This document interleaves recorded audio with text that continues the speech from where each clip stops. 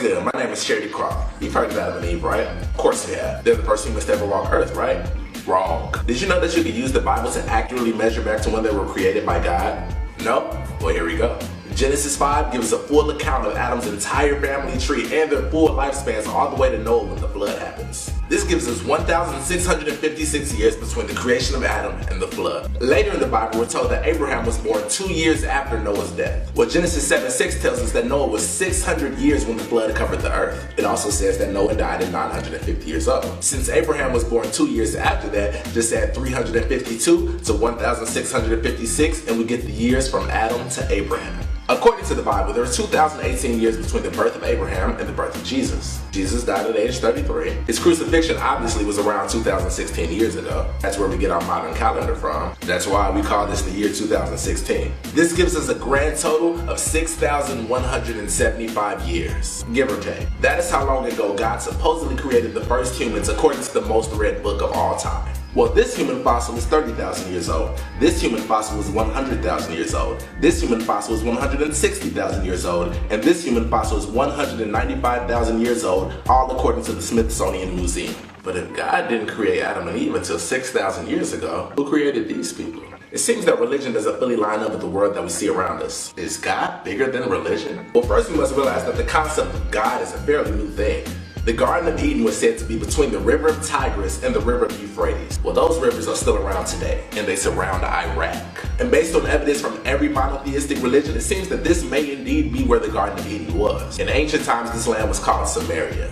Did you know that the world's first ever written words were found right here in Iraq? And the even weirder fact is that these first ever written words tell the story of Genesis, almost verbatim. Yet they were written thousands of years prior to the Bible. They tell about the Anunnaki, which means those who from the heavens came. These were beings that descended from the heavens and created a race of people called the Adamu, which may be where we get the name Adam from.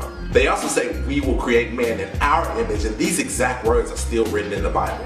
Except the ancient Sumerians clearly state that it was multiple beings and not God in three persons as modern day variations would have you believe. Well, guess when all of this was written? Just about 6,000 years ago, the same time we track Genesis back to. The story gets weirder. The first sign of agriculture was also found here about 6,000 years ago. The first ever statues and hieroglyphics and architecture and human history were also found here around 6,000 years ago. Although the human race has been around for at least 195,000 years. We were virtually ignorant cavemen until about 6,000 years ago. Every book, every pyramid, every language, every single thing humans have ever done worth talking about was created within the past 6,000 years. In fact, every religion on earth, period, can trace their origins back to just around 6,000 years ago.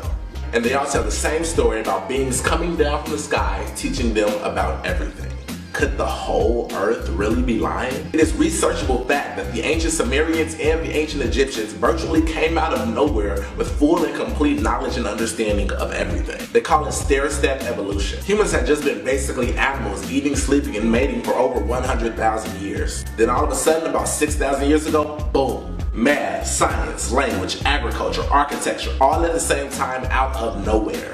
The Aztecs, Incans, Mayans, Sumerians, Egyptians, Romans, Greeks, Hindus, and even Christians and Muslims talk about beings coming from the sky teaching them all knowledge. And all human evidence supports that before these religions and cultures came about, humans were just regular unintelligent animals operating off instinct trying to survive like everything else. It's as if there was a worldwide alien invasion and the beings from the sky came down, mixed their DNA with ours, and created a new and improved human species. At the end of the day, the earth is 4.5 billion years old. It wouldn't make sense for God, the creator of the universe, to just now announce himself 6,000 years ago.